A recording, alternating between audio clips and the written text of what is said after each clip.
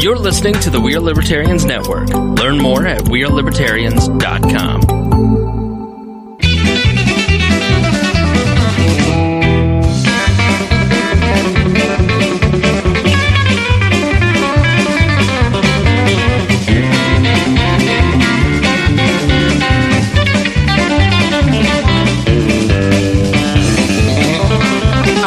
Basic status. Welcome to the Boss Hog of Liberty podcast. This is episode number 137 on NPR. Just kidding. Bullshit. We're not on NPR. We are East Central Indiana's favorite podcast, though. This is episode number 137. I'm Jeremiah Morrell. I'm joined today by intern Mason Rottinghaus. Have I not grown out of that title yet? You're still at Purdue. I don't think we have to pay you until I've you got get out of 4 school. more years. Yeah, you're going to be an intern for a very long time. Suck. Until it's not a very special episode of you showing up in the middle of the year. You're still going to be intern Mason. We're going to have my forever and always co-host, Dakota Davis. Today's episode features Zach Burcham, the old neighbor of the old studio. We're going to be talking to him about a whole bunch of different things. So first, we're going to cover all of the municipal elections that happened in Henry County on Tuesday, covering the Newcastle City Council race, the elections that happened in Knightstown and Kennard. And then, maybe we'll say something about Middletown. I don't know yet. I don't know if results are in yet. They're in. But the real reason we asked Zach to come on is he is also a super fan of INDYCAR and the Indy 500, and we are going to be talking about the big news that Roger Penske has bought the Indianapolis Motor Speedway, and then we are going to be talking about how Mason is a racist. So make sure you stick around to the end to hear what that's all about. This show is about our lives in rural Indiana. We're here to push your boundaries and make you think as individuals. Sometimes we'll provoke you, other times we'll make you laugh. Hopefully you always learn something new. I'm very impressed that intern Mason has made it, and he dressed in his black and yellow, and I just wore a shirt. He wore his Jeremiah Morrell's button. So yeah, that's impressive. He's a year late. About that. Year late. I honestly just found it. I found it on the table. It was laying around here. There's about 6 of them back there. Yeah, there's they don't say anything. They're not. They just have the libertarian chicken on a stick and my name. So they're good for anything. You never know. There's always opportunities for those. All right. Before we get into it, we need to thank the people who help support this show on Patreon. Those people have signed up at patreon.com/Boss Hog of Liberty. Zach is one of those folks, and he's in our studio tonight. Heck yeah, he is. He bought his way on. No, actually, his expertise is all we needed. Pay to play. Quid pro quo, baby. He's been investigating people for us, so I held the money back until they told me they were going to let me on, and I released it. If you donate at a super premium level, then we promise to let everyone who listens to the show know that you are a tremendous person. Those people are Craig DaCosta from all the way in Hawaii, Jonathan Phillips, our favorite car dealer in the entire world, and, of course, Christy Avery, the libertarian matriarch up in Fort Wayne, Indiana. The matriarch. You make her sound like she's near death. No, she's like the matriarch of mob families, the woman who's secretly in charge. Haven't you ever seen The Godfather? We also have some T-Chip stores if you don't want to support the show monthly. You can find those at tchip.com/BHOL1, 2, or 3. I wore my black today, but I didn't wear my BHOL shirt on account of the subject matter at hand. And Zach also dressed appropriately. That's true. Yeah. Zach, have you bought a T-shirt yet? Not yet. You don't have to because you support us monthly. But maybe he wants it. They make those hoodies are real good camping gear for those late fall camping trips. I was going to buy the one that says like Jeremiah, Dakota, Chase, and I forget the last one. Cade. Cade. I didn't know if Cade was on it or not. But then I was like, it doesn't say intern Mason. And so I was like, and the font is wrong. I gave him the one from Adam Sandler and the Dan Patrick show where it's Chase, Pauly, Seaton, and McLovin, and he totally screwed it up. He got the case wrong. So it's I want it badly. Yeah, if you watch the Adam Sandler special, you can see what it's supposed to look like, and then there's what Dakota made. Yeah. All right. So, top of the show, we're going to talk Newcastle City Council. We've been covering this. You guys have met a number of the candidates over the last couple of weeks. Mike Guffey won. He was on last week or 2 weeks ago, I guess. It was 2 weeks ago. Mike Guffey was on. Mike Guffey was running He against... got the Boss Hog bump. Yeah, he was running against Butch Ryan in Ward number 1 in the city of Newcastle. He won 58-42. It's true. A Republican winning against a Democrat for a city council seat. It's the that was a big deal. second Republican elected to the city council. Newcastle has had one Democrat mayor since the 1950s. I mean, Republican? I'm sorry, one Republican mayor since the 1950s. Been Democrats ever since. It's an old UAW town, longtime UAW town, so a lot of that's still here. So that was an impressive win. Obviously, everybody on this show has significant interest in our boy producer Chris Guffey. Came extremely close. I wouldn't say extremely. 14 votes go the other way, and that's pretty close by anybody's standards. 9%. I needed 9%. We are very proud of producer Chris. He did a great job. If you guys want a little more detailed analysis, I encourage you to join the Patreon at any level. And we'll get you in the Facebook group. You can watch the video, and you can certainly hear the audio that will be in there. I'm getting chastised right now in the private chat because my wife says I should have fed the dog because I was home, and he got in the trash. So that's on me. Chris, you got. I had a typo in the show notes. You told me during the Patreon portion. You had 42% in your race. Yeah, if we round up, which we will here, I had 41.51% of the vote. So you round up to 42. That's what the news is doing, so that's what I'm doing. You're brand new to the race. This is your first time running. You're running it against the guy with the very established name ID who is a Democrat in this UAW town, and you still pull out 42%. That's a incredible mark in my book. I think you did a great job. But Jerry Walden did win the race for City Council Ward 3 in Newcastle, Indiana. And Jeff Hancock beat Libertarian Lisa Catron for Ward 2 in the city of Newcastle. A couple other, obviously you guys tuned into this show and you know our affinity for the Libertarian Party. There were 5 wins in Indiana this year. They did win, or the party did win a city council race in Tipton, along with 2 races in Wayne County and 2 in other areas as well. So the LP did very well, and Andy Cook, the mayor of Westfield, he had a fight. He won, but man, it was 60-40. Don Rainwater absolutely just punched 5 levels above the Libertarian weight class in a mayor's race. 60-40, very impressive over there.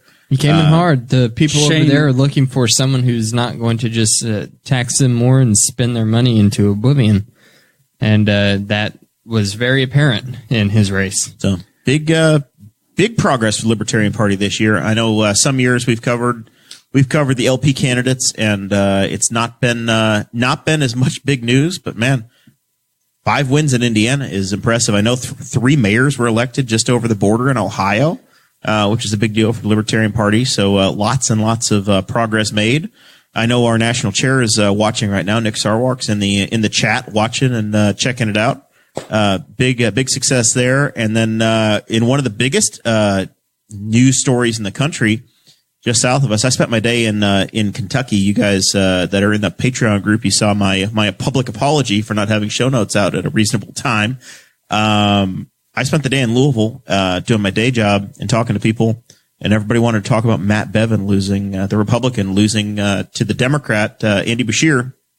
And, that was a 5,000 vote margin in the entire state of Kentucky. The Libertarian candidate had 22,000 votes, I believe, and the LP talked about how delicious the tears of the Republicans were. So that theme continued. That was a little salty. An earlier quote from Nick Sarwark, who said, "Your tears are delicious, and your parties will die." So. And there was some dialogue. I got in a little dialogue with Nick and I think one of the lead, I don't know if it's the chairman or one of the leads of the Kentucky Libertarian Party this week, saying, well, you know, the LP is a political party and they exist. You shouldn't expect them to not run candidates. But the Libertarian Party statement in that race talked about, you know, maybe if you guys paid a little bit more attention to criminal justice reform and responsible spending and cannabis reform, some of that stuff would have wouldn't have been a problem, and we wouldn't run a candidate. And I said, well, in what world wouldn't you run a candidate? And said, well, look, we're never going to run a candidate. We're never going to run a candidate against Thomas Massey. That's reasonable. One of my favorite congressmen. So there's some lessons to be learned. You might have won. Also, Bevin appears. I talked to everybody in Louisville today, literally to a man. Everybody I talked to about Matt Bevin, and they said, yeah, he's so unlikable. It's not even funny. So I don't know if it's a canary in the coal mine for Trump or not. Every statewide Republican won in Kentucky except for Matt Bevin, which may tell you that a whole lot of angry teachers and a bad attitude will get you in trouble. Well, something else you have to remember is that also in Virginia, that Virginia turned blue as well, but Trump didn't bring the full weight of Trump down in Kentucky or Virginia. So you have to remember that Trump didn't make any appearances or anything like that. He did appear with Bevin at the last. Yeah, his administration was there in the last week. Mm-hmm. Well, okay, so maybe they knew that maybe they were screwed. Maybe they need to. Maybe that's why it was so close. Then is maybe he was going to get railroaded and just he got a bump towards the end. Yeah, by the Trump administration. Also, Knightstown had their town council election. They had a at-large race going on right now, and they also it's a board with 3 at-large seats. There were 4 people running. Correct, and they didn't cancel their election. So if you read the Courier Times, it'll tell you that people won clerk treasurer. We're not going to get into that because it was uncontested. But Chuck Rhodes, Cheryl Hammer, Mitchell Rowland won the town council at large seats in Knightstown, Indiana. Mitchell Rowland beat Roger Hammer by 2 votes in that race. It was 102 to 104. I will say Roger was one of the incumbents. He was the only one that showed up at the Chamber Forum last week. Yep. Any incumbent probably had some issues with the way that the public relations side was handled, with the police chief being suspended with pay. So any of the incumbents probably had a bit of an uphill battle. There was, looking at that from the outside, I don't have specific information, but if you watch the PR battle and the way that was handled and the town council being unable to comment or being unwilling to comment publicly, any of the incumbents that were involved with that had a bit of an ankle weight. I just thought it was the public side. Extremely notable to say that it was 2 votes, or if he had swung 3 votes, he would have won. Chris Guffey, if he would have swung 14 votes, then he would have won. That is, if you had added 14 votes, you would have won, we should say. Changed 14 votes. Yeah, I had to change about 30, but I had to change if you had changed 14. But you hear all the time people say that they don't vote because it doesn't really matter.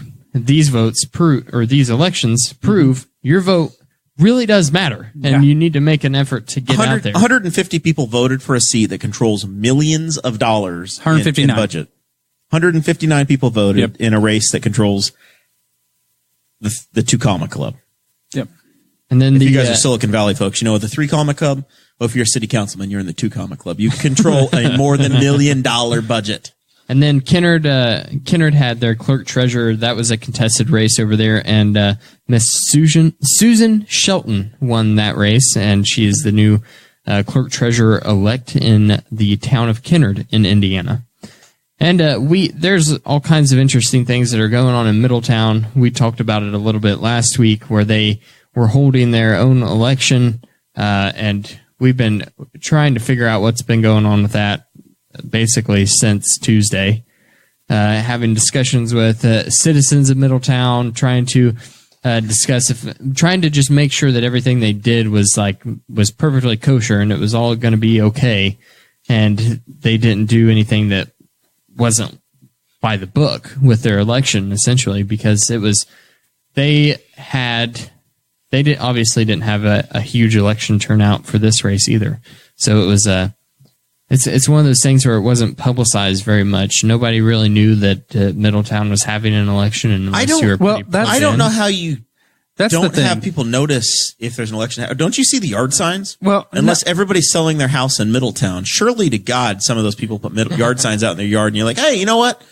I know what election day normally is, and I see the yard sign, so maybe I ought to try to find a place to vote. Well, You know, I drive not only through that. Middletown often, and there were a couple of yard signs that I remember seeing, but it wasn't like it was here.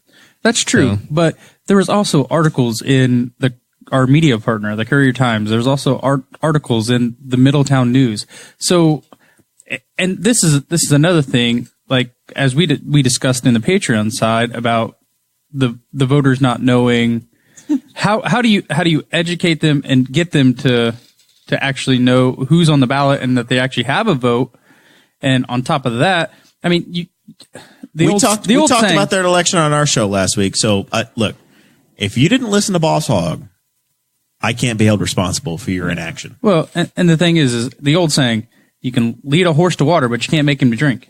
I mean, You could at least get curious if you're watching TV or listening to the radio. You know that Indianapolis has a mayor's race. you might be, That was hey, that was all over media, and you might Now- think, hey, In their defense, maybe though, there's some local stuff going on. if you jump on Indiana voters and you were a Middletown resident, because I saw that they had published in the Courier Times the bios for the candidates that were running in Middletown because they answered the candidate surveys. I jumped on Indiana voters and I tried to pull a Fall Creek Township ballot, and I looked at every single precinct inside and outside of the Shenandoah School District, and there was nothing on Indiana voters listed. that's true. So if you were a voter that cared, I was a guy that was trying to cover as a media partner, a media member in this silly little role that we have on Boss Hog. I tried to do the research. I went to indianavoters.com, and because the town election board instead of the county election board handled that, it did not make the state website. So if you were a concerned citizen, if you were an interested citizen, and you checked the place where you always check, it wasn't listed. So you think, okay, well, maybe it's like Newcastle and they canceled the election because there were 3 spots and 3 people ran. I can see how that happens. I do understand that. But if you saw the signs out, that makes sense. And then we heard from Paul Ward, who's been in my ear this week. Paul's like, hey, look, I showed up at the church I normally vote at, and there was nothing happening. So I didn't vote there. Turns out if you'd gone to the town website, they listed that there were 4 candidates and they voted at the town hall. To the letter of the law and to the rules that are required, the state of Indiana allows towns to have elections, the towns to have election boards. They probably advertised once in the paper as is required. I'm guessing they didn't go above and beyond and really push the issue hard. But they did hold an election and they reported the results and people voted. Some people knew. Is it the way I would have handled it? No. I also question and something else some of the candidates. Did the candidates go door to door, and were people riddled with literature? Did these guys all get to people's doors? I don't. Zach, you didn't have an election in where you lived. Chris, I don't know if you saw other people's materials at your house. No, your race and Walden's. Yeah, I saw nothing. The only thing that I saw was I saw mine, and then I saw in Ward 1 where my street and Ward 3 and Ward 1 kind of split the road. I did see Ward 1 candidates out walking, actually. We bumped into him. So I would say for those people in Middletown that are concerned. You saw your own literature at your door? No, I didn't see my literature. His people left things in his neighborhood. It's true. Kevin Potter and I walked to your neighborhood. Yep.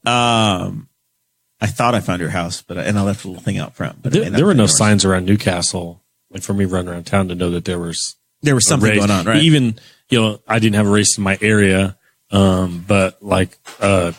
Koger that was on here last week, I think he's my council. He had a sign for one of his fellow council people in his front yard. I think it was his yard. So you saw signs around because even if you don't have a race in your area, you might, if you have a friend or family member, you throw a sign in your front yard sometimes. I put almost 45 to 50 signs out. And I know my wife works at the Y, go down to the Y, and there was one of your signs was right there at the top of New York. Yep. Going down to the Y. So I mean, there was definitely information that there was an election going on, for most people. What I would challenge people to do that are really concerned and that are upset, Middletown has a town council, and they would have appointed a town election board. Which nobody knows who's on the election board. That town election board should legally have minutes.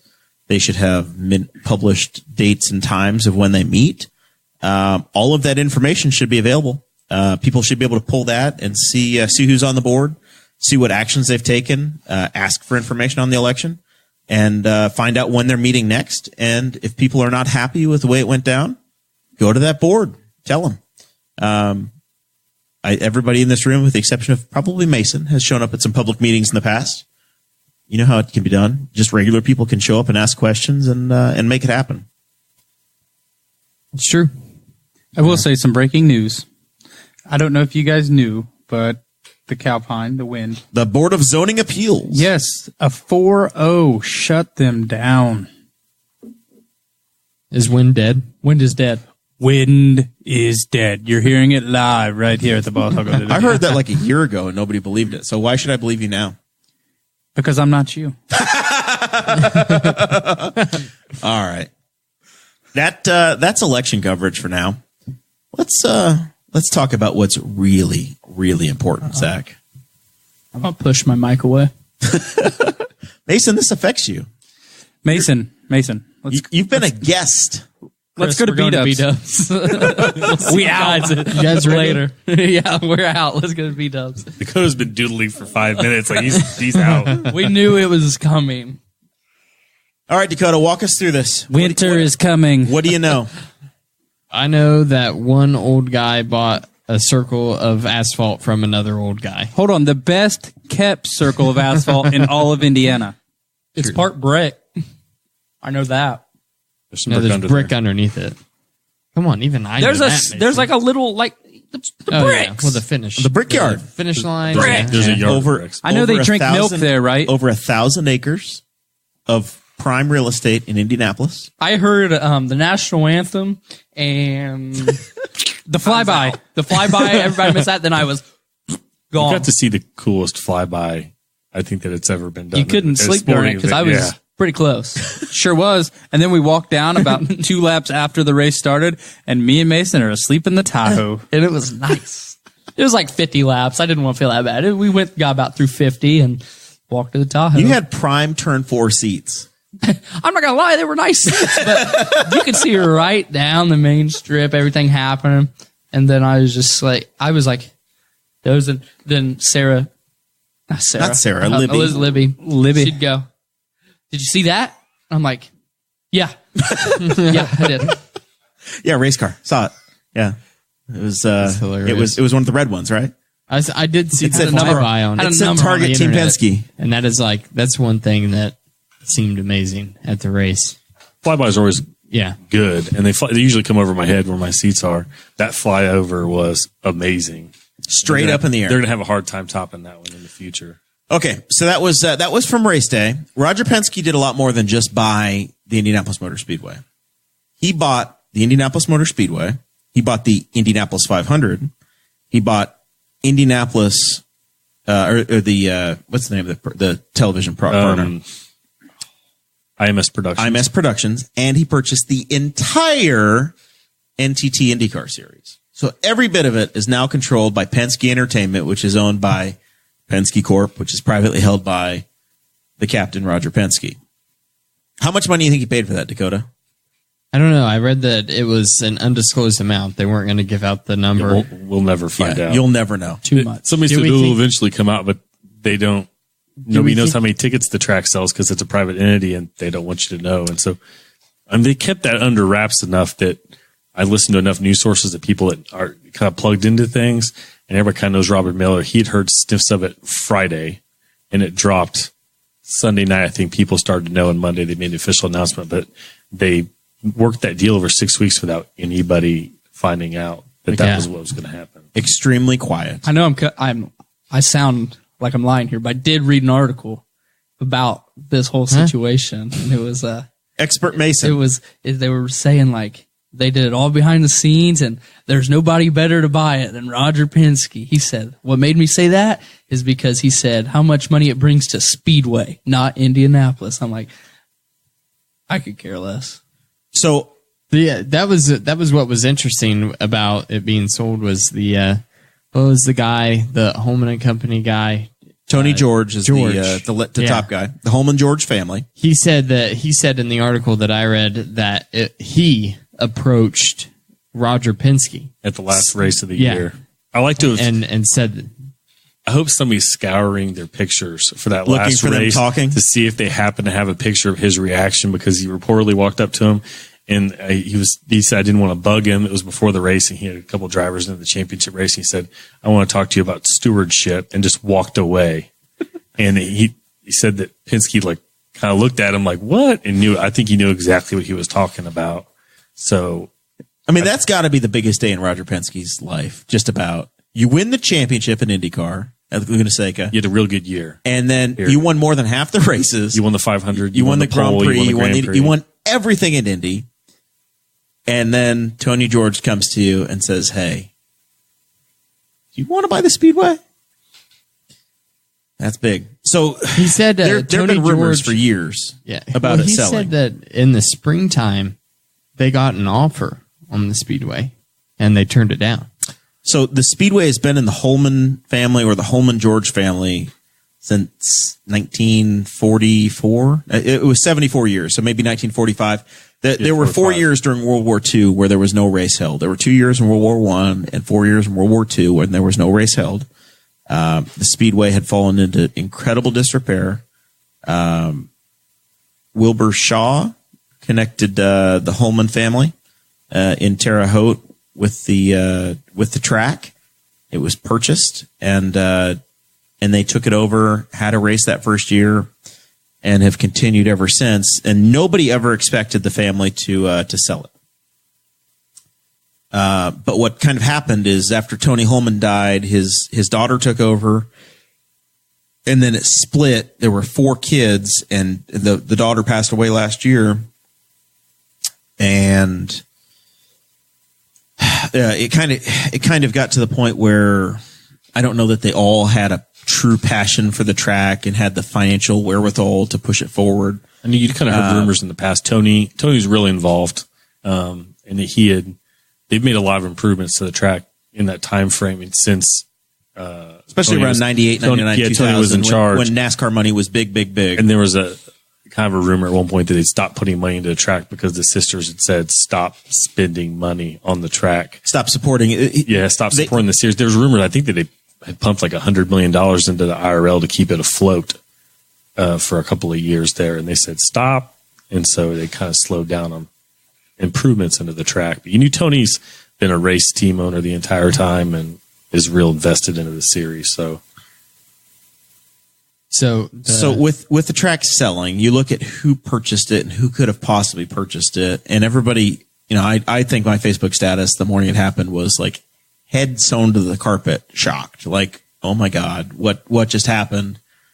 But then you take a break and you say, okay, if somebody's going to buy the Speedway, this could have been a Bill Gates. This could have been a Steve Ballmer. I think Jim Irsay should have bought it. It could have been a Jim Irsay. It could be somebody that owns, it could have been Stephen Ross, somebody that owns major, it could have been Donald Trump. It could have been people that own massive properties and sports teams, or it could have been a GE or Disney or a major conglomerate that wants an entertainment facility, but it was purchased by a racer, Zach. Yeah. And there were 2 names that I mentioned. I said there are 2 people in the INDYCAR family, in the circle, that could do this.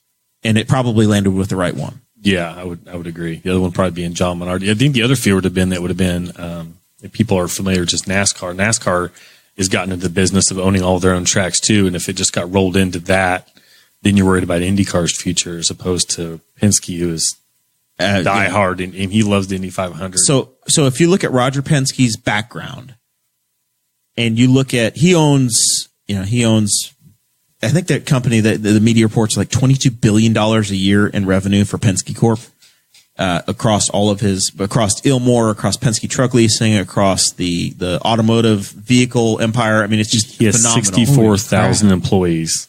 And wow. I guess one statistic I'd heard was that he is the #1 seller of luxury automobiles in the United States. I was going to say 230 million. So yeah, it's massive. So for Roger Penske, he's got all of these business interests across the country. He lives in Detroit.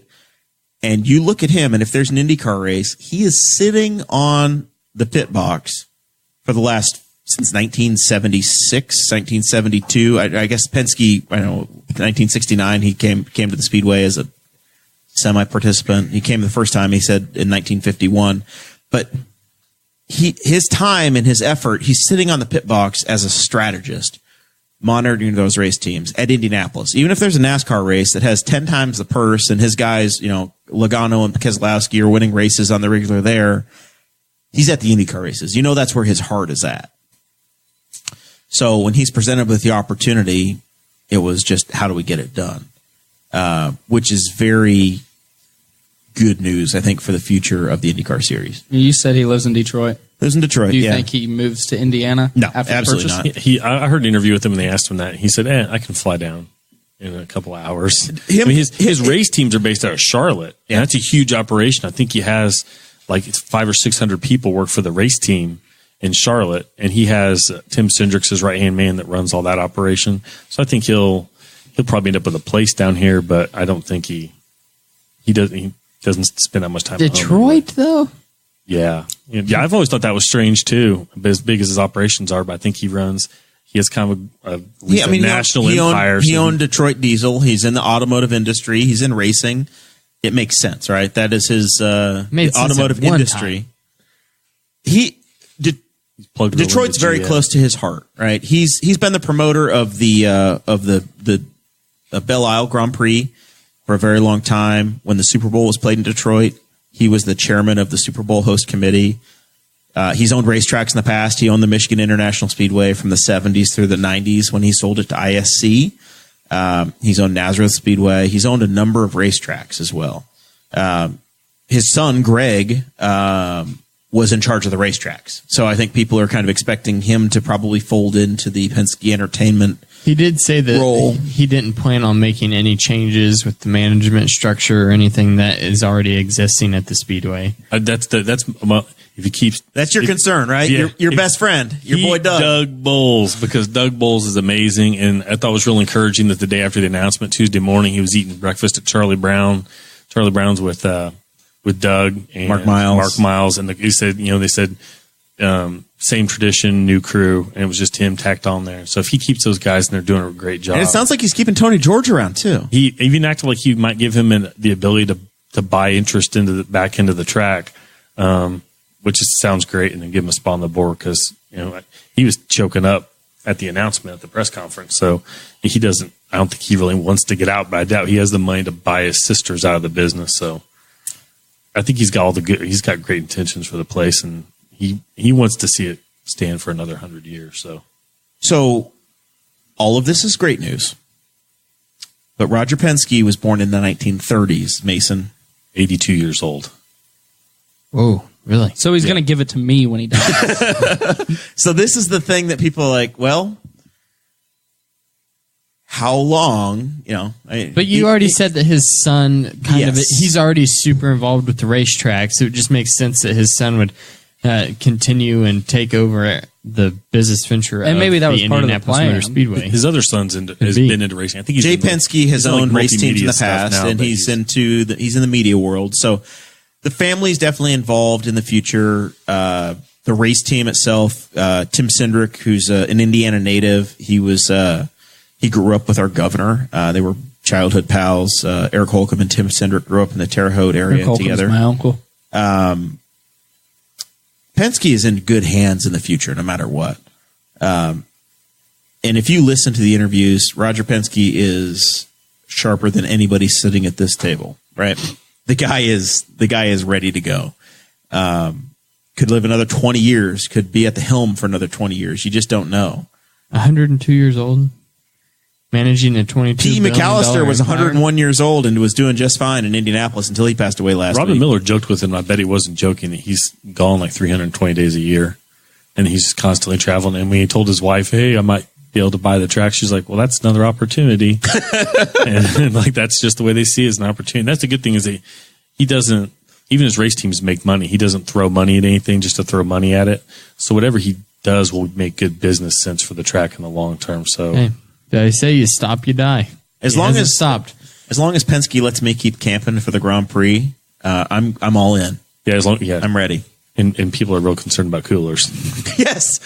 The morning of. So Can we Mason, still you take remember our coolers? You remember being able to bring in our coolers and Yeah. whatever we wanted to. We had the damn thing strapped all over, and about 6 of them. So yeah, The lawless nature of the Speedway. surprised we didn't have like a train that's attached to the back, just pulling them in. And honestly, A you know, trailer. Doug You guys Bowles has need commented on that in you the need my past. adventure trailer that I built last year. I don't know if they'll let me bring a trip. I'm waiting for somebody just It's to drive anarchy. I'm waiting for somebody just to drive in a reefer truck.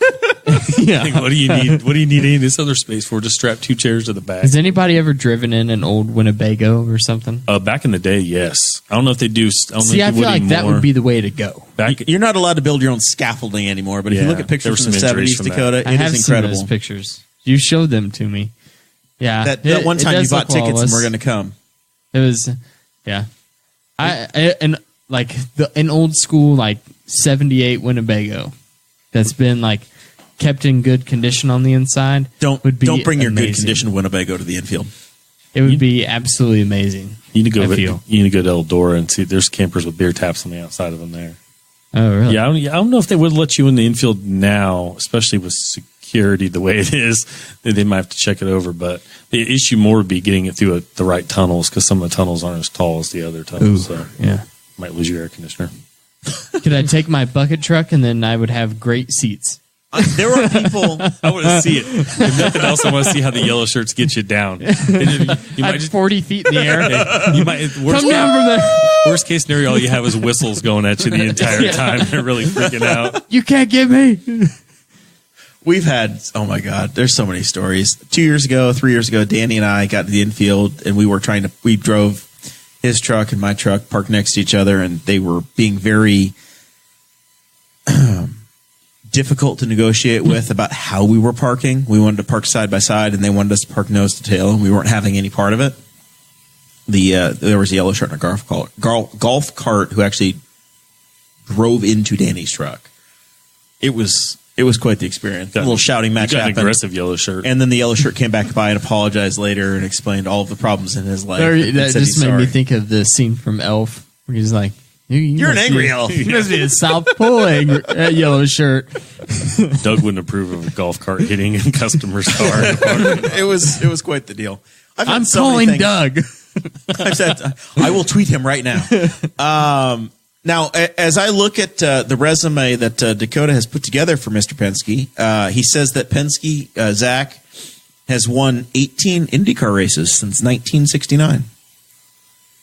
Impressive. He won 9 this year. Yeah, I don't know. God, he was really loafing. He was really loafing those other 30, He actually won 40 years. 18 Indianapolis 500 since 1969. Indianapolis 500s, IndyCar. It was. Hey, I wrote this. So is it 18 Indy 500? He's won 18 Indy 500. 18 Say- Indy 500s. There's a picture. Yeah. It was a picture you saw all over the place when he bought the track, and it was him, and it's just I saw Borgs, all the- the Borgs lined up, and yeah, his team won 9 races this year.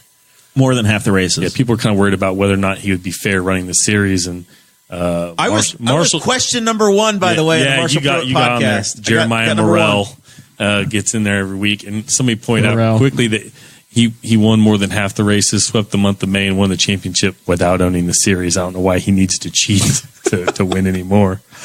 All right, so Dakota, it's 18 Indy 500s. Can you name all of the winners for Team Penske? I'll wait. No. Can you name any of the winners for Team Penske? I'll wait. Hey, no. guy from last year. Isn't he Penske? Yeah. I got to think of his Fernando. Simon Pagano. Fernando missed the race. Zach, how many can you name of the Team Penske winners? I don't even know if I could name that many because I didn't pick up the old history as well as you did. But Will Powers won. That's 1. Rick Mears, That's 2. Allinger Jr., 3. Emerson Fittipaldi, 4. Who won this year? Simon Simon Pagano. Pagano, 5. Gilles de Ferran, 6. Juan Pablo Montoya. 7. Yeah, That's like some name off Breaking Bad. Juan Pablo Montoya. He is for you know what? Colombia. He's about that dangerous if you're on the track with him too. We're at 7. Have you said any answers yet? You said 1 answer. Oh yeah, so Big Al. All right, that's 8. Bobby win one for him? Sure, he did. Bobby That's wins 9. one for everybody. Bobby. Have you said Danny Sullivan yet? No, not Danny No. Sullivan. Have you said? Hey, I just wanted to say this. Rutherford? April Burcham I don't think sent me April's a friend request. That's the. Yeah, he knows her pretty well. I know. I just wanted to. Thanks, April. We're friends now. Have you said Sam Hornish yet? No, I forgot No. about So that's like 11 Yeah. drivers. Did you say Mark Donahue? No, see, that gets into the history that I have to study up on. That's 12. Did you ever say Rick Mears? Yeah, he did. I I, said heard Rick that Mears. one. Yeah, It Rick was like his third. Yeah. All right. Rick was real good for I him think we there. pretty well have it covered. Yeah. There's 4. And Elio. He didn't name Elio. Elio. You son of a How do bitch. I forget about Elio Castroneves? Do you think Roger Penske could name all of them? Yes. Yes. He has all the cars, too, probably. Yeah, I in think his he has garage. he has his own museum. In his basement. The Probably. very first Indy 500 I attended, and this is kind of big news, Roger said he's not going to be on the pit box anymore. Yeah, he did. So So he has he bigger is things done. to do. He's going to follow Robin Miller around. The very first Indy 500 Big I joke. attended was 2003. I sat in the second row behind Dan Weldon's pit on pit road. So I had a great view of everybody on pit road. I had really terrible seats to actually see the track, but I had great seats to see the people, to see the crews, to see the service, and to see the faces of the people on pit lane because I was right there at the start-finish line. So Gilles de Ferran beat, I guess it was Elio. Elio finished 1-1, and then he finished second. So his first 3 years, he finished first, and second at the Indy 500. And I watched Roger probably at 70 years old, 68 years old, with childhood joy running down the straightaway, having his cars finish 1-2 and winning his third Indy 500 in a row since coming back to the Speedway.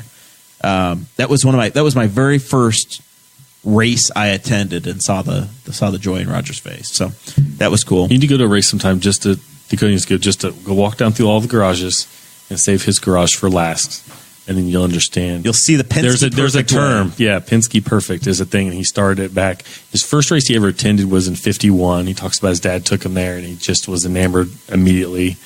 But when he came, they would sweep the floors every night. They would put everything up. They would have their shirts tucked in. They would have everything. And he's like, because if you take care of the little details, then the big details take care of themselves. So he has I like a whole that. philosophy. Love that philosophy. And then He wanted to impress his sponsors. He Yeah. thought his sponsors deserved that. and other teams would notice that. They're like, well, how are we going to get this guy to, because that was back in the day where you might sign your sponsor during the month of May. You might just show up, you run for a couple weeks, and you make a handshake deal with the guy. And they're like, we can't get deals made because why would they make a deal with us? Our engine's torn apart and covered in oil in the back of the shop, and Penske shop looks like it's a museum piece. So it was it's a different way of operating. You can tell when you walk by his garage. One of his garage stalls is just an air conditioner that pumps cold air into the other garage stall. So he air conditions it himself. Yeah, so that was really a neat way to get it I started. woke up dumbfounded.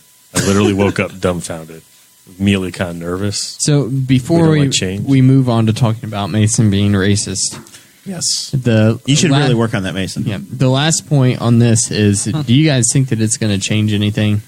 Only at for the good. Speedway? I think there'll be significant changes. He has an incredible business pull. Like they even mentioned, Mark Miles mentioned. Mark Miles is a guy he used to head up tennis association. He headed up the Super Bowl committee for here in Indiana. He's got a lot of pull. But he says there's people that won't answer for us. They'll answer for Roger Penske. And like currently they have a race in Detroit, and it's a doubleheader. Why? Because he wants it to be. Chevy sponsors it. Why? Because Roger Penske says you need to sponsor this race. He builds their engines. He's also, his integrity is unquestioned. People immediately jumped in like, well, can we trust him?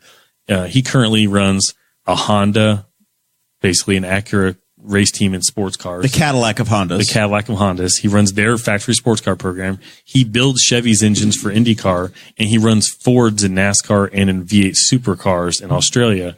So he's literally got deals with all the major, every major all of the manufacturer. racing manufacturers, and he sells for even more and in so- the dealership side. And so they all, if they trust him with millions of dollars to develop things and build things for him, then why wouldn't anybody else? Like he knows how to keep things separated, keep things fair, and he's been around. Everybody knows they even had just him owning the series brings a more legitimacy to this series because he's a business guy first. That's how he got to where he is. He was also a fantastic race car driver. He started 2 Formula One races as a driver in his career.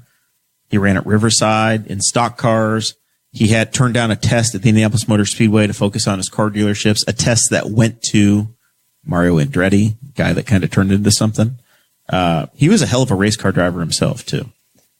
Just a phenomenal Some of the plans I've already heard he mention. He wants to make it an event space, so maybe they'll get more semi-permanent stage in there. He just kind of was floating ideas, endurance racing and stuff. He wants to get some more races there, and I'm all for that. Give me an excuse. I mean, there's a fan base that'll show up to that track, whatever. They could have, dachshund racing, and I'll show up there if it means a day at the track. So, but I think there's nothing. If he has a good idea, it'll make business sense. He'll have people that are supporting it, and it'll go well. Commercially, I would expect the series to be able to attract more sponsors and trend in the right direction. And if you look at the track record of people that work for Mr. Penske, they don't leave. He finds people, he lets them do their job, they do it well, and they stay for decades. People don't leave Team Penske. They don't leave his business. They stay, and they're there for a very long time. You're like Rick Mears. You win 4 Indy 500s for him, and then you spend the next 20 years working for the man. Just really impressive. So that's the IMS thing. Mason? Shame. You all look at me. Shame. Boiler up, baby. I was just minding my own business, reading the news. Next thing I know, Lafayette, Indiana, a 3-letter pharmacy that you're very closely aligned with at times, is in the news for one of your cohorts, a brother at arms at Boiler Up U, has been turned away from being able to buy, I assume, his Sudafed? Mucinex. It was Mucinex. His Mucinex. Yeah. Because he didn't have proper identification. Here's what happened. A student up at Purdue University, a young Puerto Rican man, he has a cold. He's got a horrible cold, but hey, he's a dedicated student to his learning. He walks into CVS and he says, I need to buy some Mucinex. Apparently you have to go to the pharmacy counter at the Lafayette CVS. Mason is behind the counter and says, No. And says, No, I'm not. And says, I need to see your ID. And he said, I can only sell to Americans. The man gives his ID to Mason. It's a Puerto Rican ID because he's from Puerto Rico. As Mason says, Wall co-host, you damn illegal, build James the Neese wall. says, a Puerto Rican is just a parallel Mexican. You're not an American. Is that what you did? That's what happened. Except it wasn't Mason. It was some white lady. It was some me. It was some Becky, some Karen. Yeah, it was probably Karen, probably Boomer. She was. She started heckling him. She asked him. She said, "I can't accept your Puerto Rican ID. I need to see your visa." So and he said, "I'm an American.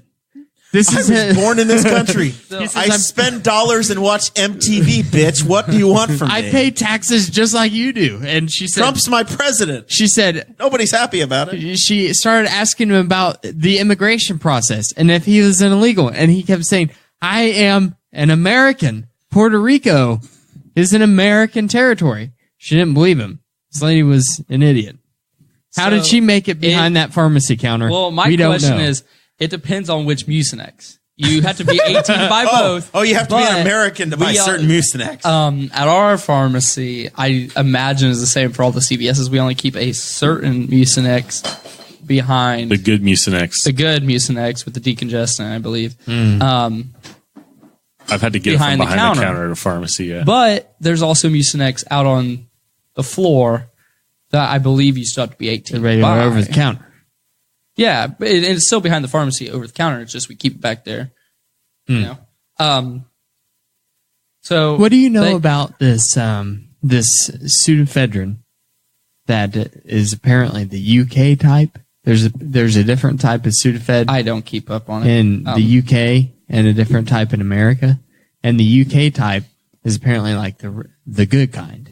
It's the kind that we can't get here anymore because of all the meth people. You And- can. We can't have nice things here. Yeah. We can't get And- good Mucinex. Well, but listen, the to this. good There was the picture.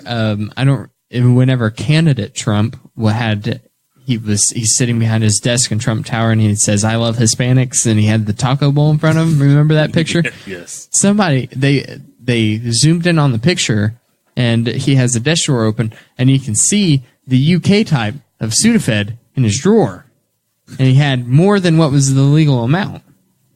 So that was interesting. It's legal to stock up on Sudafed. Yeah, you From the not a UK. crime.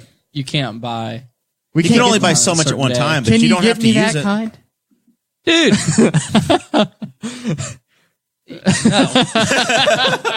So I want to know, as a student on that campus in the pharmacy program, was there a little bit of talk about that this week? Was I really didn't hear anything. There was you a guys protest. didn't joke about it? Well, there was a protest outside of that CVS, which I went into that CVS a couple of weeks ago. There was a protest out. There were like 12, You guys did like dedicated day of class to geography. 25 Damn. Pharmacists learned about the territories. But- Guam, American. Puerto Rico, American. Virgin Islands, American. It's weird because the pharmacy in that, like you think with so many people on that campus, and that's the closest pharmacy other than the student ran pharmacy in the pharmacy building, that your pharmacy would be huge. Like Newcastle CVS pharmacy is big. Like there's a lot of space in there. Their pharmacy's no bigger than this studio. Then Boss Hog Corporate, It's not big at all. And I went in there. Interception Raiders. And there's only like 3 people working there.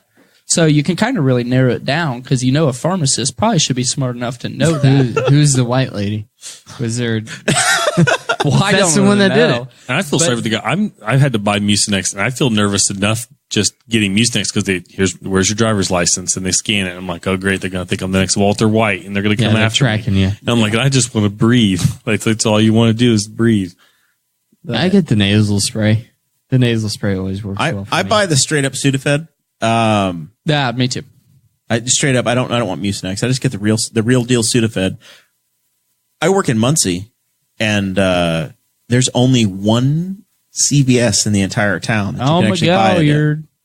Yeah, you can Tillotson. Actually, they made you go to Tillotson? Tillotson. Like you can't buy it at the other ones? No, I went to the one on the south side by my office. That and makes it- sense. And they're like, That makes no, sense. hell no. You ain't buying that good stuff here. You got to go to Tillotson by the campus. What was it? A couple years ago, there was a meth lab in the south side Walmart. Yeah. It wasn't a meth lab. It was just a 2-liter was bottle. the and shake 'em. thing. It was the shake and Yeah, bake. shake it and bake. wasn't. It wasn't in the bathroom. real. In the bathroom. They were like, our other place burned down. Where can we go? Walmart. They'll never look here. Hide right under their noses. What's that smell? Yeah, Sarah, my lovely bride, is in the chat saying Rushville. She tried to buy it in Rushville, and if you have an out of county the driver's new license, Rushville CVS pharmacist, I want to say, is it winning? no, Kroger. He's They're all at the Kroger. Rushville Kroger? He's the Rushville Kroger. Okay, I knew he pharmacist, yes. went over to Rushville. I just but wanted. yes. I want to know the type of person that gets an ID from Puerto Rico and immediately starts Well, going, here's the thing. where's your visa? I'll Huh? tell you what. Listen here, punk. I don't. You want cold medicine? Nuh-uh. I think it was Not- even a secure ID. Yeah. I think it Yeah, had I the think star. it was a secure. Yeah, Not with that person- driver's license, you won't. that person was working in. I mean, I'm not saying like not everybody can work in a pharmacy, you know, like. But Seems like it. I've but met This racist I've cow met a few did. people that you think, how the hell did you get this job? but I heard myself fine. Kroger try sent me an harder. email. Kroger's emailed me back about coming to interview for their. We're hiring at CVS more than what Kroger starts He at. doesn't want to work with you, though. God, can you imagine? Anyways, I told you that about 3 weeks ago. But Keep it on the air, buddy. Let's talk about what we can talk about on the air. So what? So you don't do any profiling? You're telling me you don't do any lost. profiling? You don't look at people and say, "Yeah, you can't have it." Do you ever turn anybody away? yeah, if they don't have their ID or anything, like I mean, I it would. will pop up in our system. It's If we $20. If we scan the ID, it automatically tells us like it either goes through or it says like expired. You know, What if somebody shows up with a passport? What are you going to do? you allow it. You're going to scan the passport and it's going to be okay? You check if it's expired and put the birth date in. So you have to key it in. You can't scan it. Yeah. It's manual. If you'd been given a Puerto Rican passport or Puerto Rican There's an option driver's for license, it. There's even an option on screen for it. this lady was You just select the being state. blatantly No, racist. you select driver's license, government issued ID, which is what that'd be. It's like, it's not hard. Just put the damn thing in. Has this lady been fired yet? I don't work there. If you're going to profile for somebody possibly making meth or Puerto Rican people, like your stereotypical people up here, I don't think we have people coming out of town to the Midwest to bake their meth. It's a kid with sniffles on campus who just wants his damn Munciacs. I don't think he came all the way up to West Lafayette just to get his meth supply so he could take them home. I would understand. It's a direct flight from San Juan to West Lafayette, everybody. If this was like, if I saw a picture of the Puerto Rican kid and he's like 80 pounds and he's got sores all over his face and missing teeth, I'd be like, yeah, I'd do everything in my power to decline that guy too. You look like your normal college kid. He did. You look like every other college kid and who's everybody's sick because the Zach, I hate to tell you, I'm far from 80 pounds. So no, that is not the typical college kid. Have you tried I'm saying that have is you the tried kid getting a that's little not methy right. to slim down, Mason? no, went past my mind. But back to what I was saying, you'd think somebody with at least a little bit of common sense working in a pharmacy would know that like that's good to go, because when I lived with two guys from Bangladesh my freshman year, and all they had was their passport because they didn't have their driver's licenses. And so everywhere they went and they bought things, they got ID'd with the passport and they were fine to go. They went into they broke into Harry's with their passports. Well, they weren't old enough. But I'm one of the first people to say and think if someone is overreacting on, like, if something comes out in the news and people jump on a bandwagon and start calling a person in the news racist, like you did me. I'm one person. I'm the type of guy that will look into it and be like, exactly. Mason has that's black friends, overreacting. Okay? He has a black sister. Anyways, I'm far from it. So it's like I would look at a story like that, but this lady at the CVS, I think that's blatantly racist. Yeah, that's exactly what I think. She immediately starts asking about the immigration process, if he has his papers, if his visa has expired, and he's like, I have a U.S. government issued ID, a driver's license. Yeah. And she's, nope, that's Puerto Rican. I really hope that someday in CVS, all they said somebody from Alabama gets turned away for not living in the States. Just like, something absolutely ridiculous. The Tom Segura joke of Louisiana. That's the state that he always craps all over. He said, build the wall, but build it around Louisiana. Mississippi, Louisiana, you just pick a state. Montana, Connecticut, I don't know. That is the scary part, that somebody's in a position where they have access to like that kind of stuff and they're making those decisions and they don't know Puerto Rico is part of the United States. Like that's elementary school stuff. Yeah. Listen, we don't give it to states that are bankrupt. So if you live in Illinois or if you're from Puerto Rico, we can't help you. We can't trust your motives. But CVS came out with a statement saying we are going to give training to the individual, updating her. I hope you enjoy your corporate training that you have to get because somebody can't find. Are they going? I probably have one right on my module right there saying. Listen, Mason, in all bold, it's these stars around it. It is a fact of adult life that you will constantly be taking modules on the computer in your adult job that are designed for sixth graders. That's how it is in every job that I've ever had as an adult, and it never stops. You just hope one day the safety briefing is because of what you did. I was really hoping next time we go to the CVS, there's just a map of the United States back behind the pharmacy counter. All the blue are like the states we allow. And there's just like check marks over all the states. So legitimately, like, do you have to be an American to buy it? Or is it just you have to be old enough? You have to be old enough. Right. So it's a Puerto Rican ID. And so if a Canadian, some Joe Blow from Windsor, Ontario walks in. Canadians are white, so they probably Some Joe Blow from Windsor walks in and says, hey, I'd like to buy some Sudafed. You look at it and say, yeah, you're 27 years old. Here's your Sudafed, sir. Have a good day. Is that good enough? I mean, that's what I do. If they're old enough and no warnings pop up or anything, it's like, once you put their info in the system and it clears them, they're old enough. Exactly. That's it. You've done your job. You've done your due diligence. You're not law enforcement. You're a guy who has to go through the step because government's worried protocol. about it. You know, we don't want everybody out there making the goods. And I know somebody who was a pharmacist, and I know that they have some discretion in making those calls. And sometimes, because he would have people that would come in and would complain because they started, and this was more opioid stuff. People come in and they complain they got the wrong pills because their hydrocodone was the kind you can't crush. Yeah. Like, I got the wrong ones. And he's like, not happening. I'm not going to replace your prescription. I know. Sorry, you're getting the gel. Yeah, but they would, but it was that kind of thing that would cause him to flag something going on. Was they're coming in and they want a different set of narcotics because they can't abuse the ones that they have appropriately for them.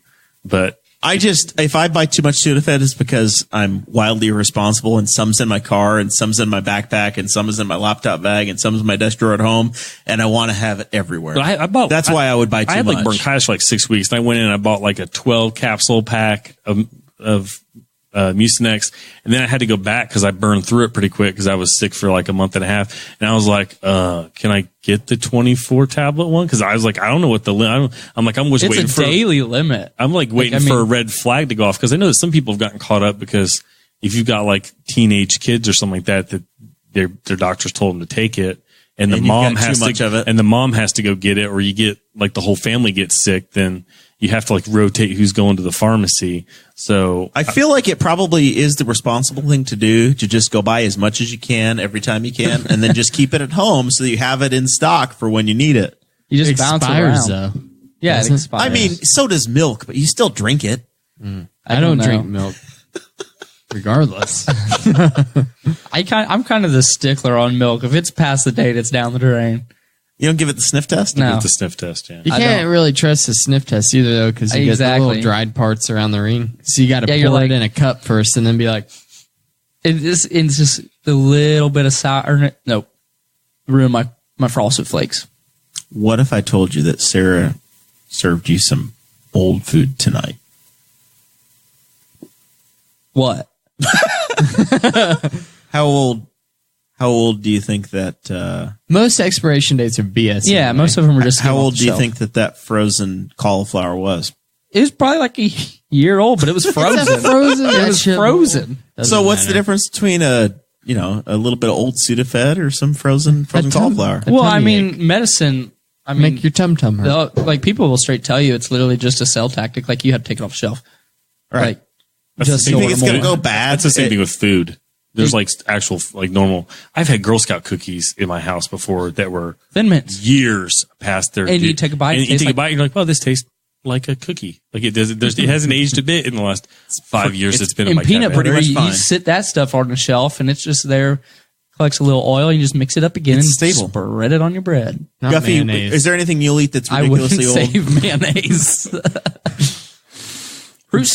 Ridiculously old. Yeah, ridiculously old, out of date stuff that's just been on the shelf in the pantry. Yeah, like those little baggies of chips. Oh, those. Like Old Doritos. Yeah, like I've run out of chips, and then I'm like, I look up there on the top shelf, and I'm like, must have been there for a minute. Then you just grab them. You're like, It's not going to go bad. Now It's gonna there go are stale, some right? there are some things you'll bite into Yeah. and go, oh hell no. oh yeah, That's dust now. It's gone. The shadiest thing in our house is shredded cheese. Yeah. Because shredded cheese doesn't smell good when it's fresh. And you take a smell and you're like, is this just normal bad or bad bad? And it's like, we I go don't through know. too much shredded Sarah- cheese at my house. Sarah is extremely upset right now for the little white lie I told, like Forrest Gump and his mama. The cauliflower was brand new, and she has a reputation to uphold, and she's very, very. I was going to say it was like upset. Herbert Walker Bush era cheese that was in there or something, but Now there are times that we don't use the FIFO first in first out system on cheese, and we do have to. If it turns color, if the cheese is not the natural Yeah. color or the store dyed color, then we will pitch it. Penicillin, right? Oh, no, that's bread mold. Yeah, I mean, well, listen, if it's a block of cheese, you can just cut off it's the moldy bad. naturally. You just cut off what's Just cut not the bad. needed. But shredded and you're cheese good. is shredded's a loss. You always go with the block, though. Yeah, It melts better, tastes better. it depends. You just have to put a little bit more work into it. We consume a ridiculous amount of cheese in our house. Yeah. All right, so this has been Cheese Talk, everybody. I like nacho cheese, fake cheese. It doesn't go bad. I do Yes. wonder what kind of cheese we had in that dish. The Rico But you haven't cheese. publicly thanked my wife yet, Mason, for the meal she made. Oh, you want me to do Publicly, it on yes. here? I did there. I would like, you sent in a request. I would like to thank Mrs. Sarah Morrell for making dinner tonight in the Instapot It was delicious. I requested some low-key white trash meal that was on Facebook, and it was like smoked sausage. I'm a really big fan of smoked sausage. There were two packages of smoked sausage. Delicious. It was like a cheddar for meat. I don't know what it exactly kind of was. It was good. There was cheddar cheese. And, there was shredded cheese. There was some Velveeta cheese. Maybe I don't know. Condensed cream of chicken soup. Cream of cheddar soup or something. And then cauliflower instead of taters. Cream of mushroom. Instead of like potatoes, she put cauliflower in, and it was a really good substitution. It's tasty. Got you to eat your vegetables. Very good. Even though the sausage was spicy. The sausage was a little spicy, but I liked it. You, Mr. Whitebread, had to leave the room and get a drink, eating mild sausage. I didn't even think it was that bad. I don't do spicy. I know. And he literally had to get up from his chair and go to the other room and get his drink. Speaking of spicy, I talked to Darren spicy. Jacobs the other day, and he has some... How is Comrade Darren? What's his outlook on the shooting last night? He has some Carolina Reapers that he said that he would love to bring on the show. I'm ready. Well, we need a guest on Thursday. I'm ready. I just checked off my Darren Jacobs mention. Yeah, we got it. We got it in there at the last minute. Comrade Jacobs, hello. Hope you're enjoying watching on your wife's account because you're too chicken shit to have your own Facebook anymore. I'll start final thoughts with this. Darren has really helped me out as I have gone through the process of trying to register a business to the state of Indiana and trying to figure out legal red tape of what I can and cannot do as a residential handyman in the county and things. I've called him with multiple questions, multiple different times, and he has walked me through all of it. He's been super helpful. And I cannot thank him enough for everything that he's done as far as answering me questions. He's still a socialist, but he's done a good job. Do you sneak in a question about chickens every fourth question? No, it's strictly business. I really chickens are business. I gave a number of city councilmen the business over chickens at the polls this last week. It is something I don't understand. You heard what Mark, the problem is. You heard Mark. Yeah, he was very matter of fact about it. But that's my final thoughts. I want to say thank you to Darren for all of his question answering and for always answering my phone calls whenever I call him and not just ignoring me. You never call me. Let's talk to our boy Chris. Final thoughts. Are you looking forward to spending more time with your family in your retirement post-election? I don't really have time. I still stay busy.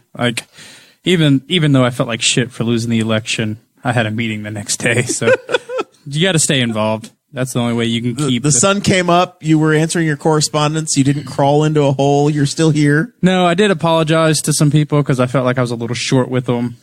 Just saying thank you. If that was angry, Chris, I don't know. You haven't met Angry Jer. I'm much worse than you. I wasn't angry. It was just I was short in responses to people. So I did apologize to those. But two things on the final notes for me. One, I would like to publicly thank everybody that did support me and everybody that did come out and walk and do all that stuff. And anybody, I had to ask questions, and man, did I ask a lot of questions to people, and they're always kind enough to respond and give me some advice and tell me where I can go and do better and everything like that. So I'd like to applaud them. Thank you guys. And then number two is a guy I graduated with is kind of doing what the guy in the van did. He packed up. He's in his car. Van down by I was going to do it. I was going to. Well, no, he's in his car. He put solar on top of his car. Bruno, yeah. Like Bruno did Jordan Bruno back in the day. Yeah, living in his van, but he's living in his car and he's driving all across the country, and he's just explaining and just following him on Instagram. It's pretty cool. And then also on that note, everybody should go and watch the documentary called Chasing Bubbles. I don't know if you guys have ever seen this. It's about a 25-year-old kid from Indiana. He was working up in Chicago, the Board of Trade. He was living there, and he decided he wasn't happy, drove down to Florida, bought a boat, learned how to sell it, and he sailed across all around the world. So that is one of those back burner ideas. There's a guy named Wade Cunningham who Zach will know. Yes, who's now a realtor in Indianapolis, but he's a former Indianapolis 500 starter. and he spent about a year living on a boat, just kind of just wandering the world with him and his girl and his cat, and kind of have him on the list of possible future guests. His Instagram's feed's gotten really interesting since he turned into a realtor. Yes. He's an interesting guy. It's not even like a normal cat. He has a Savannah. So it's this huge cat. He had it when he was at the track, and he sent a picture of his motorhome, and his cat takes up the whole front of the motorhome, laying across the dash. So yeah, Wade Cunningham, and one of his business partners is actually a family friend as well. So, yeah, one of these days he's on my list of the. I don't know exactly when we'll invite him on and if he'll entertain us, but that's one of those out there, one of those free spirits. Final update from you, Chris. I know that this show, we have an affinity around here, and a lot of the fans do, for the West Wing. There's some West Wing literature up on the walls, and some the Bartlett for America poster. Yep. We got you started. There were some references a few weeks ago. Yeah. And you started. How far in are you? Oh, I'm about to finish season 2. So almost to finish season 2. Yeah. What's going on in the show? So I don't want to tell anybody because They're not spoilers. The show those air shows aired 15 years ago. So it's probably safe. Bartlett just told Toby about his MS. Oh. So Scandalous. and Toby is pissed off. So we'll see what happens. All right. Well, Toby is holier than thou. Enjoy. Mason, you have anything? You're worried about getting fired now? No, I'm not worried about it. Do you really enjoy that job? I really do. I work with a lot of great people. You think you have a future in pharmacy? I hope.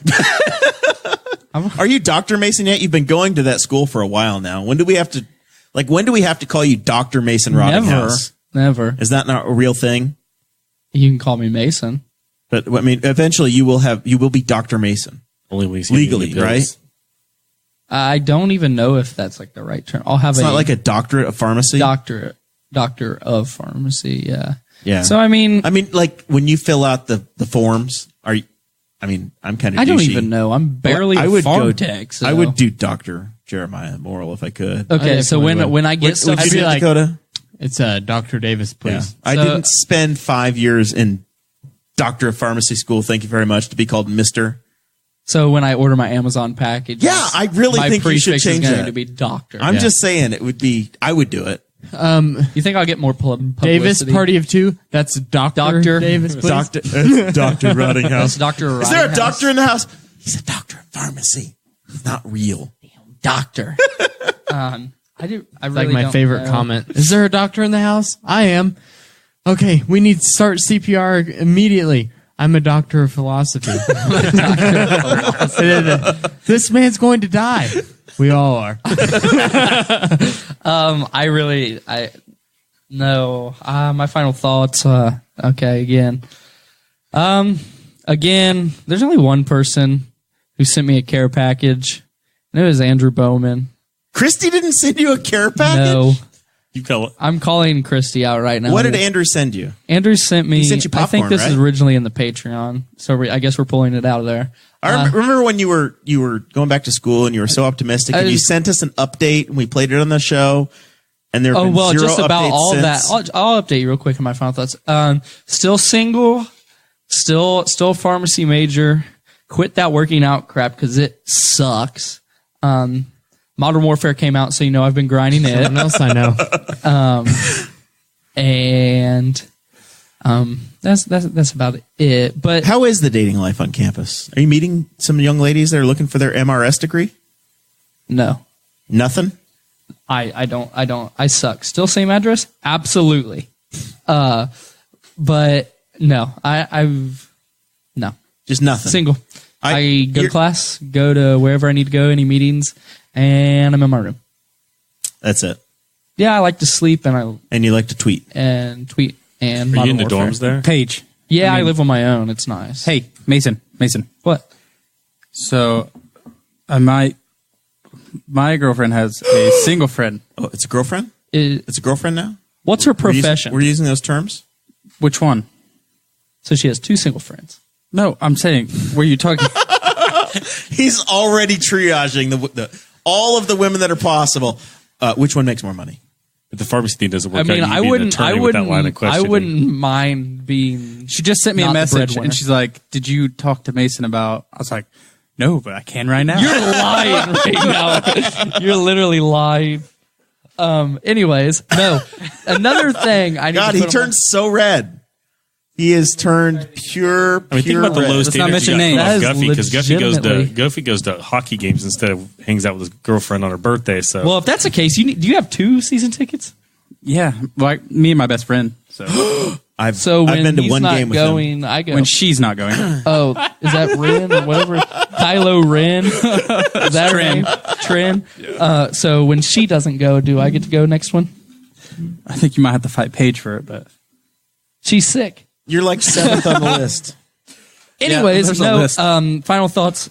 Chris Guffey and I are buying the lawn pass to Ruoff Home Mortgage Center next year. Deer Creek.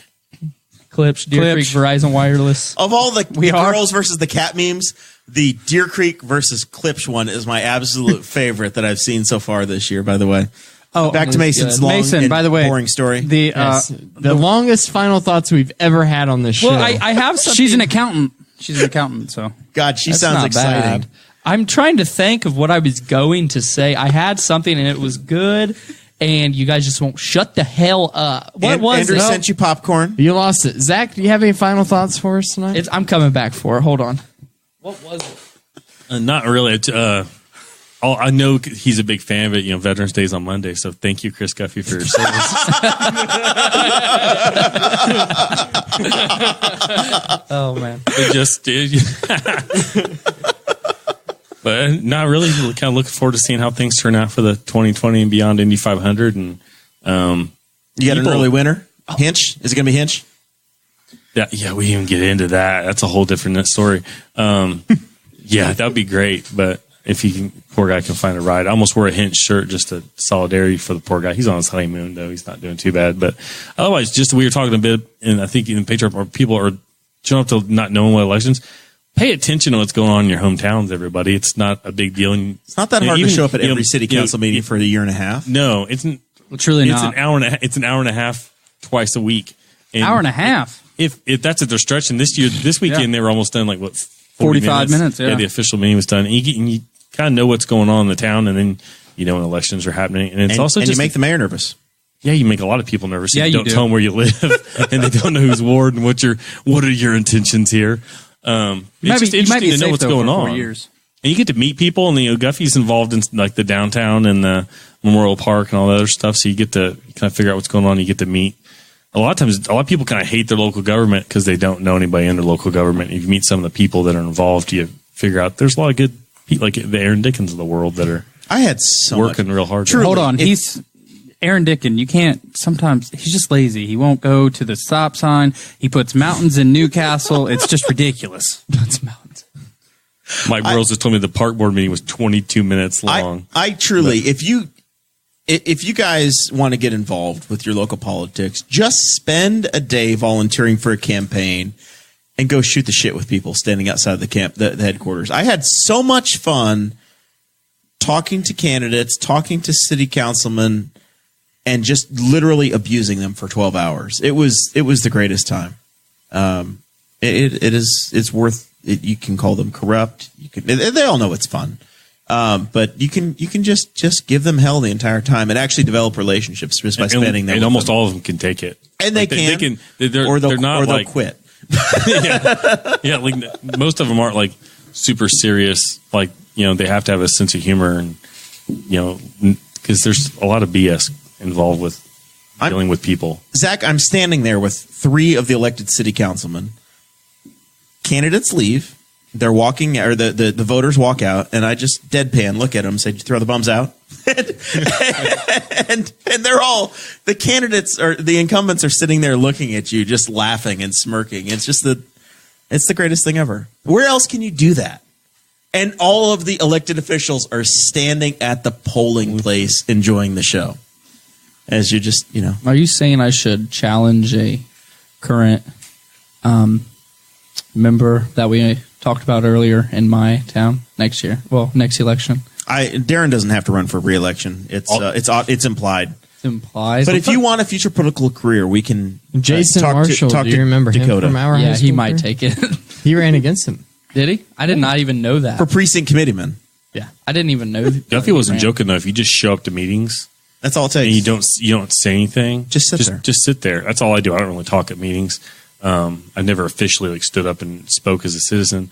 They get real curious about where you live because they want to know whose ward you're in, and then they're like, "So what are you doing here? What are you doing here? What are you doing here?" And You just walk out. And it go makes them stand really. Yeah, I get up at the end of a meeting once in a while. I'll say something to Guffey, or I'll say I know most of the city councilmen in some form or fashion. I might say hi to them on the way out, but I just walk out when I'm done and just go home. and they're all just biting at your tail trying to get you. I mean, I'm like, they'll come up to you at the beginning of the meeting, What are you worried about? What do you want to talk about tonight? Or What in do you the care grocery about? store, and they'll be like, "So what are you thinking?" And most of them are real friendly. And some of them, but they do ultimately want to know if you're going to run against them. That's what they're scared of. But even then, like, I bump into people, and you get to know the people, and if they trust you, you can ask them like, "What's going on with this?" And You they'll know tell you this what's store. going You on. can't just say the grocery store. You got to be specific. Kroger, There we go. best chocolate milk on earth. Oh, Dakota, do you have any yeah. more final thoughts, or was that it? You good?